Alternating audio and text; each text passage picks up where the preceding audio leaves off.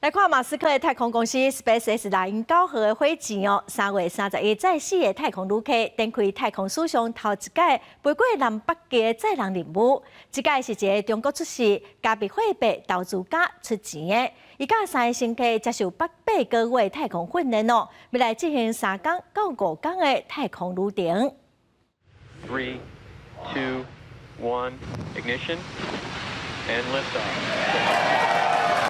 在4月不是职业的太空人的 SpaceX 9号火箭飞起哩，有照管来伫太空中心的地面指挥中心传出欢呼的声音。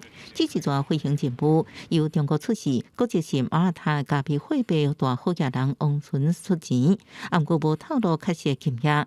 由其他3个共去的是挪威电影制作人米克尔森、德国机器人研究员罗格、澳洲极地探险向导菲利普斯，这是 SpaceX 第3摆执行私人出钱的民用太空观光飞行任务。这是太空史上第一摆载人飞过南北极的任务。过去也无负太空人飞过65度以北或者是以南的轨道，这个线比南北极宽小可较低。第一段飞行是为佛罗里达州往南极，过程半点钟。随去太空舱一直差不多440公里的高空射地球一年。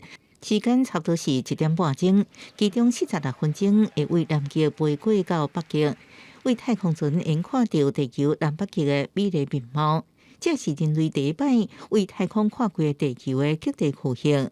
美联社报道，这摆任务叫做 Frame 2，有탄生100多年前挪威极地探测船 Frame 号探险历程的意义。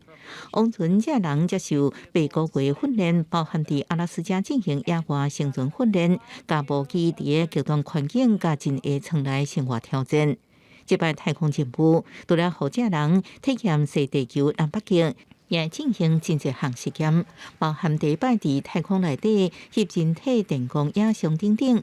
这摆飞行，王存一家人也早较侪摄影设备，完整记录这座太空旅程。公司新闻郑淑芬报道。